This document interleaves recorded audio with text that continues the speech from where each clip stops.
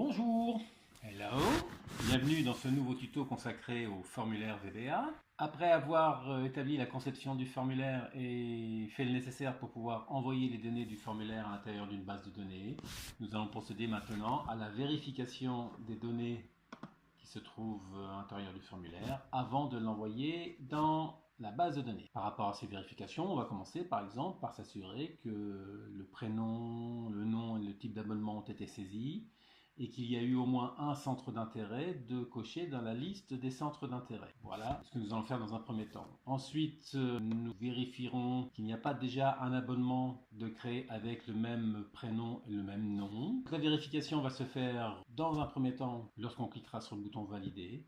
Et c'est lorsqu'on cliquera sur le bouton valider qu'il faudra aller vérifier toutes ces informations-là. Voilà, on y va. Donc, je ferme le formulaire avec la petite case additionnelle. Alt et fonce pour aller côté VBA. Et double-cliquer sur valider pour aller côté code du bouton valider. Voilà ce que nous avions fait donc lors du précédent tuto. Commençons simple, ça veut dire que la vérification elle va s'établir à partir du moment où on aura par exemple sélectionné la feuille base. Je dis ça par rapport à la détection des doublons finales. Donc là on va lui dire que nous allons procéder à la vérification des données du formulaire. Nous avons dit que la première des choses qu'il fallait faire, c'est s'assurer si le prénom a été correctement saisi. S'il n'a pas été saisi, eh bien on enverra un message à l'utilisateur et puis on sortira, car il s'agira d'arrêter là la procédure. Allons-y, donc vérifier si le prénom a été saisi. Il y a une notion de si dedans, if. Donc allons-y pour un test. If. Maintenant vous connaissez le principe de mi-point quelque chose. Ok, mi-point. Le prénom a été saisi dans une text box, donc je sais que j'ai renommé tous mes text box en commençant par TB, donc TB prénom. Ce qu'on veut tester, c'est le texte qui a été saisi. If mi.tbprénom.text égale vide, ce sont deux guillemets les uns à côté des autres. Alors, on va envoyer un message à l'utilisateur, msgbox. La saisie du prénom est obligatoire.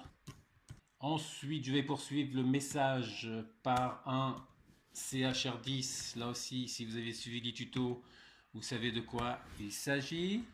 Ça correspond à un retour à la ligne dans la boîte à messages. Et je poursuis avec donc une concaténation. Donc la concaténation entre les deux. Et à chaque fois, n'oubliez pas. Et, entre guillemets, l'opération est annulée.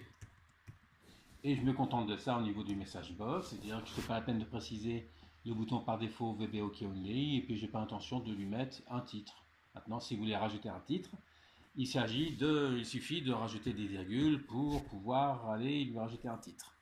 Moi, je m'arrête là pour le message box, c'est un message tout simple en fait. Voilà, et puis on va quand même aider l'utilisateur en positionnant le curseur clignotant dans la zone de tbprénom. Donc mi.tbprénom.setFocus. Voilà, ça permet de positionner le curseur directement dans la text box. Et on lui dit qu'on arrête là, donc exit, sub, on sort prématurément de la macro. Et on n'oublie pas tout de même de fermer le if par endif. Voilà pour le prénom. Pour le nom, c'est exactement la même chose, donc je fais un copier-coller de ça. Vous rappelez mon copier-coller, je sélectionne l'ensemble des lignes, je me mets au milieu de la sélection, je fais un cliquer et glisser avec la touche CTRL appuyé, et je relâche la souris pour faire un copier-coller de tout ça. À la place de TB prénom, ça va être un TB nom. Voilà, donc je mets le N en minuscule. Quand je change de ligne, je vois qu'il met le N en majuscule tout seul. Ça veut dire que manifestement, je n'ai pas fait d'erreur au niveau de la saisie. En tout cas, le TB nom, c'est quelque chose que VBA connaît. La saisie du nom est obligatoire, l'opération est annulée, mi.tbnom.setFocus, et c'est fini pour le nom. La même principe pour le type d'abonnement. Si je ne me trompe pas, c'était un combo. J'efface le point pour le remettre, de façon à retrouver la liste des propriétés des méthodes du formulaire UFBiblio dans lequel on se trouve. Le mi, je rappelle, ça remplace le UFBiblio. Donc combo type .text, voilà, est vide. La saisie du type d'abonnement est obligatoire. L'opération est annulée. Mi.combotype. .setFocus. Voilà pour les trois informations de base. Maintenant, on va contrôler si au moins un centre d'intérêt a été sélectionné. Je rappelle que les commentaires, je les mets avec une apostrophe devant. Donc là, il s'agit de passer en revue tous les contrôles du groupe centre d'intérêt et de compter le nombre de fois où il y en a un qui a été coché. Voilà, je retourne de ce côté-ci. C'est un peu la même logique que ce qu'on avait fait dans un autre endroit de la procédure, de la macro ici, lorsqu'on avait fait tous les centres d'intérêt. Donc on va reprendre exactement le même principe que cette boucle-là qui est un petit peu plus bas. Alors je ne la refais pas. Ça, si vous n'avez pas fait le précédent tuto, vous pouvez retrouver le code tel que nous l'avions laissé lors du précédent tuto dans un fichier dont le lien sera dans la description de cette vidéo. Donc là, je fais un CTRL C cette fois-ci et je me mets au début de la ligne pour faire le CTRL V. Donc pour chaque contrôle intérieur du groupe centre d'intérêt, si le contrôle correspond à une case à cocher, je rappelle qu'on avait fait ce genre de test pour s'assurer qu'on était bien en train de tester une case à cocher, qu'on avait pris l'habitude de renommer CHB. À ce moment-là, évidemment, si ce n'est plus la même chose. Là, il faut refaire un nouveau test, savoir si la case à cocher en question a été cochée ou non. Donc, if au contrôle, then, sous-entendu, au contrôle point value. Et c'est pas la peine de lui répéter égale true, parce que par définition, quand on fait un test, ce que l'on met juste derrière le test, c'est une expression qui renvoie vrai ou faux. Au contrôle par lui-même renvoie vrai ou faux selon que le contrôle en question, que la case à cocher, est coché ou non. Je ferme le endif. Et là, il faut comptabiliser le nombre de cases qui ont été cochées. Pour les comptabiliser, on va avoir besoin d'une variable. Donc pas question de reprendre L, num L qui va nous servir pour faire autre chose, un petit peu plus loin. Donc c'est un petit peu dangereux de reprendre la même dans la mesure où on va la réutiliser ensuite pour savoir où on va écrire dans la base de données. Donc je vais créer une nouvelle variable. Je la mets juste en dessous de L num L tout simplement parce qu'il s'agira là aussi d'une variable entière. Donc dim lnb4 par exemple pour le nombre de cases à cocher as, on pourrait se contenter d'un integer je pense parce que là ça m'étonnerait qu'il y ait plus de 27 000 cases à cocher dans un groupe et nous allons directement donc retourner là où nous en étions à cet endroit là pour lui dire que lnb4, alors j'ai mis lnb4 évidemment j'ai mis en integer. Ça veut dire qu'à la place de L, j'aurais pu mettre INB4 pour lui spécifier que c'était un integer. Mais peu importe. Égale LNB4 plus 1. Donc ça c'est bon, à condition, avant de faire le test, de lui préciser que LNB4 égale 0. Donc voilà, donc on commence par lui dire que LNB4 est égal à 0. Ensuite, à chaque fois qu'il y en a un qui est coché, on incrémente cette variable en lui faisant plus 1 directement. Et une fois qu'on a passé en revue tous les contrôles, on va lui faire un nouveau test. Donc à la sortie de la boucle, if lnb4 est égal à 0, alors ça veut dire qu'on n'a rien coché. J'ai fait mon endif tout de suite. Donc on va refaire un message box, msg box. Vous devez cocher au moins un centre d'intérêt. Et même principe que précédemment, c'est-à-dire que je vais reprendre ça, CTRL C, CTRL V ici, et un exit sub pour sortir. Exit sub.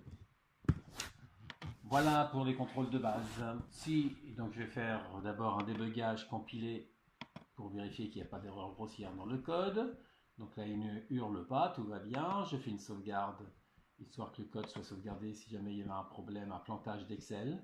Je retourne côté Excel et je vais afficher le formulaire pour faire un test. Voilà, si je valide sans rien saisir, voilà, la saisie du prénom est obligatoire, l'opération est annulée. Il n'envoie pas de données dans la base de données. Il me positionne directement le curseur clignotant dans le prénom. Je valide. La saisie du nom est obligatoire, d'accord.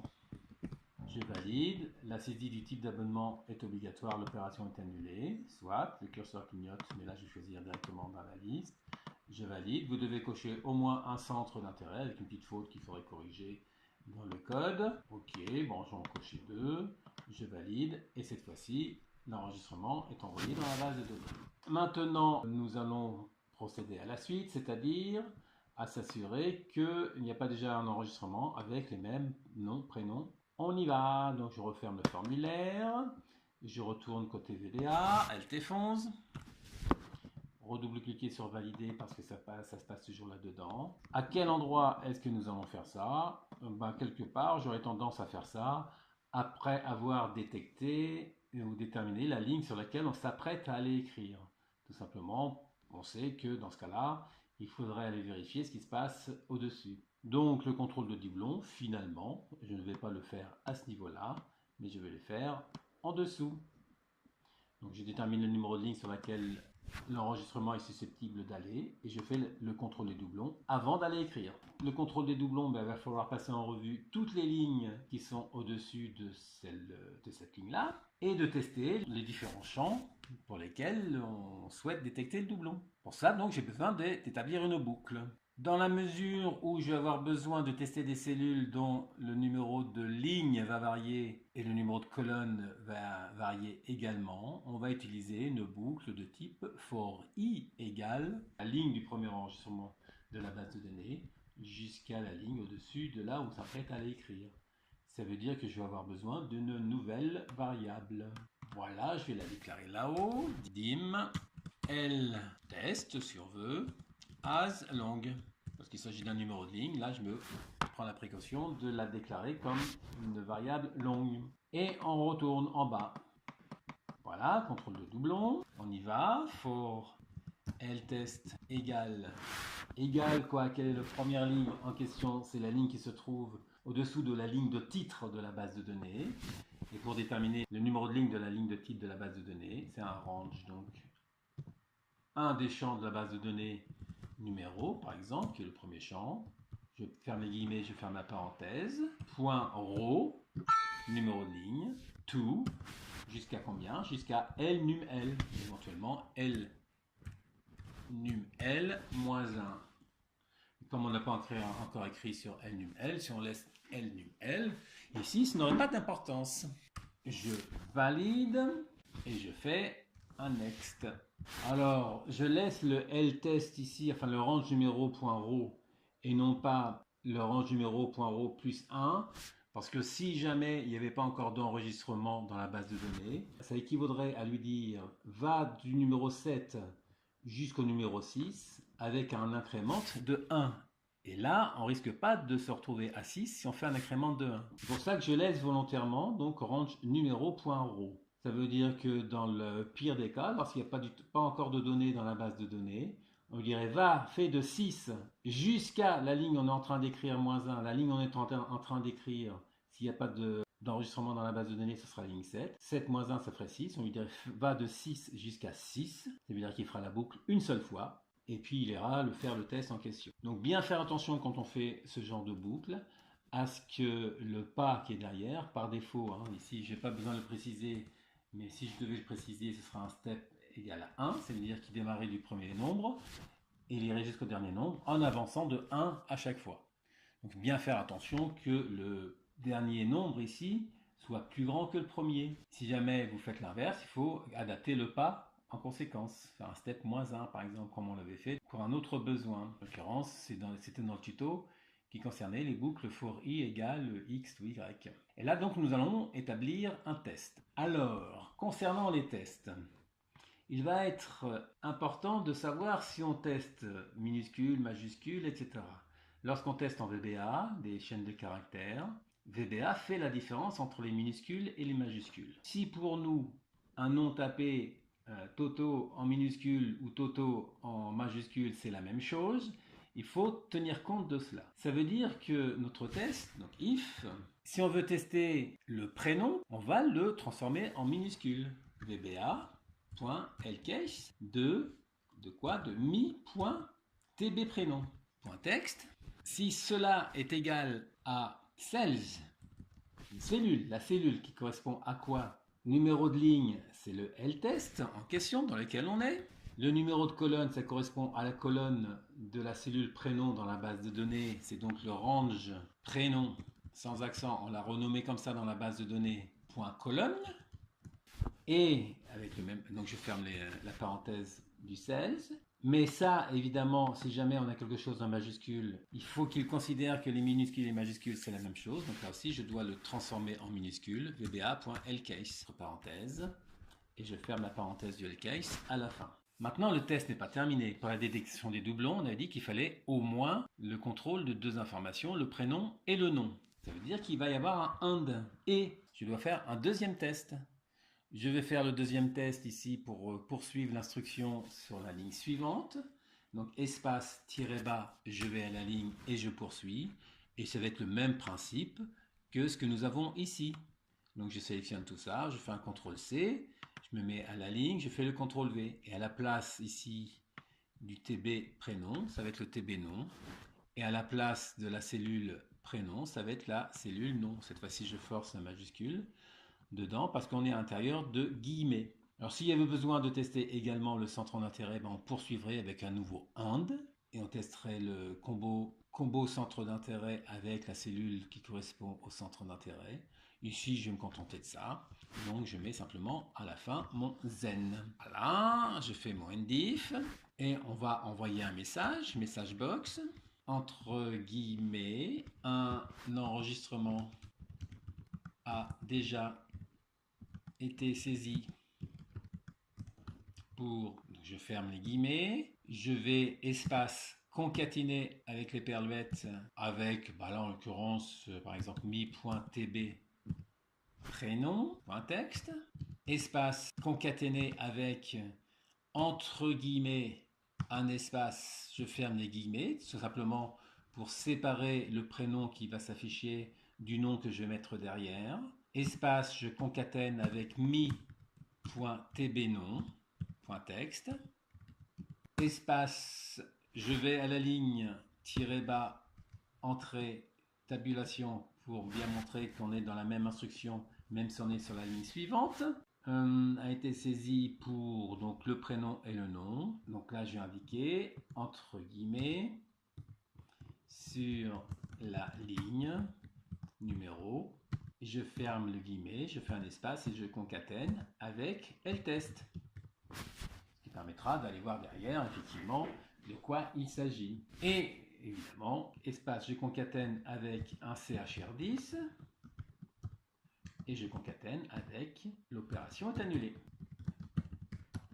Là, entrée, j'ai oublié quoi? J'ai oublié une concaténation entre deux chaînes de caractères, en l'occurrence entre le mi.tbnom.texte et la suite sur la ligne numéro quelque chose. Donc je fais mon éperluette, je rappelle que ça touche 1 du clavier, et j'oublie pas de refaire mon espace avant le tiret bas qui poursuit à la ligne. Voilà, cette fois-ci il en veut bien. Je me remets au début ici et je fais mon exit sub. Voilà, le tour est joué. Je retourne dans la base de données. D'abord, je fais un débugage, compiler, je sauvegarde. Je retourne dans la base de données, j'affiche le formulaire. Alors, qu'est-ce qu'on va se prendre là? Il y a beaucoup de ZER, ZER. Allons-y.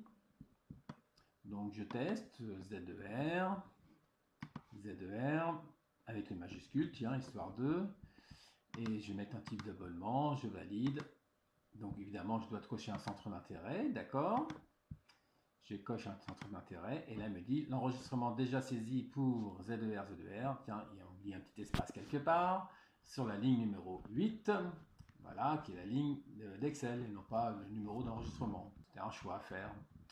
Ok pour ça, voilà, ça marche bien. Donc mis à part le petit espace que j'ai oublié avant le numéro de la ligne, c'est un petit peu plus bas que nous sommes.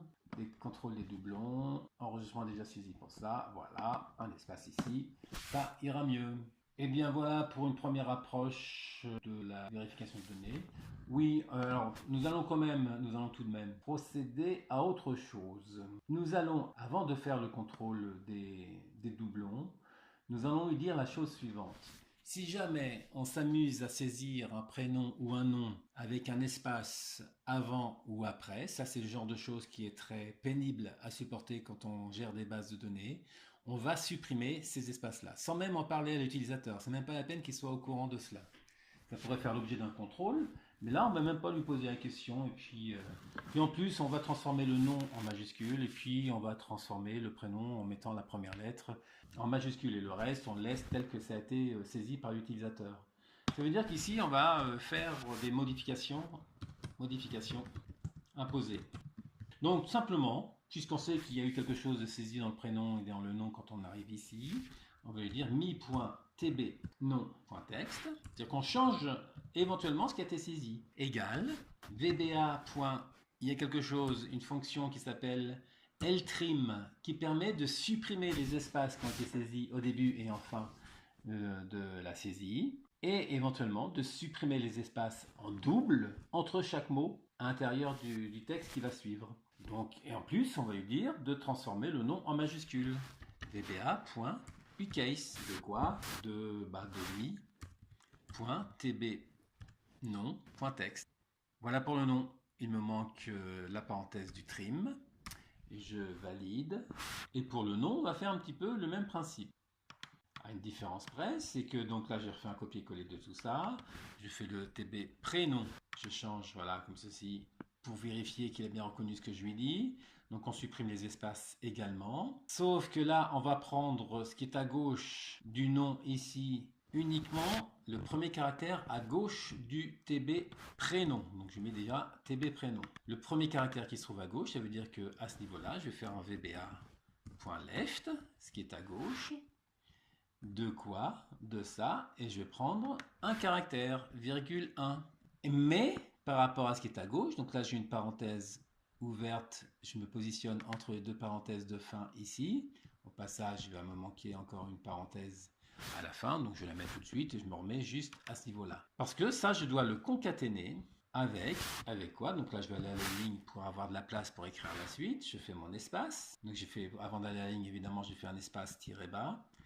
Et on va rajouter ce qui est à droite, vba.write, de quoi? Du texte qui a été saisi dans le prénom, mi.tb prénom.text. Et la longueur qu'il faut prendre par rapport à ça, c'est la longueur de la chaîne de caractères, vba.len, la longueur de mi.tb prénom.text. Je ferme la parenthèse du len, et il faut lui faire -1 pour ne pas prendre le premier caractère qui a été géré ailleurs. Si je change de ligne, qu'est-ce qu'il me dit? Ah, il manque une parenthèse quelque part. Alors, à ce niveau-là, le ucase, oui, il me manque une parenthèse ici, manifestement, puisque là j'ai fermé la parenthèse du left, mais je n'ai pas fermé la parenthèse du ucase. Voilà, et puis par rapport au ltrim, c'est le ltrim de l'ensemble, donc c'est normal que la parenthèse soit fermée à ce niveau-là. Si je change de ligne, manifestement, ici il veut bien. C'est pas parce qu'il accepte que les parenthèses sont bien positionnées, mais au moins il y a autant de parenthèses fermées que de parenthèses ouvertes.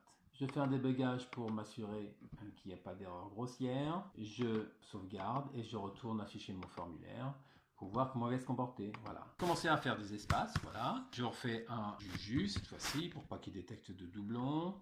Et je fais des espaces derrière. Et éventuellement, je lui rajoute, donc je vais faire plusieurs espaces. Je lui rajoute un truc, voilà, n'importe quoi. JJ, je vais dans le nom, et puis le nom, bah, je lui écris un truc, voilà, là aussi je fais des espaces, et j'écris en minuscule, n'importe quoi.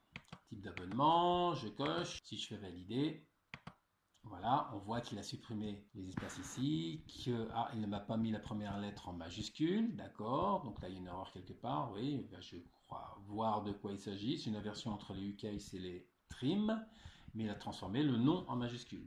Au niveau du prénom, il n'a pas fait ce que j'attendais. Erreur de logique de ma part. Donc je retourne côté formulaire. On va corriger ça.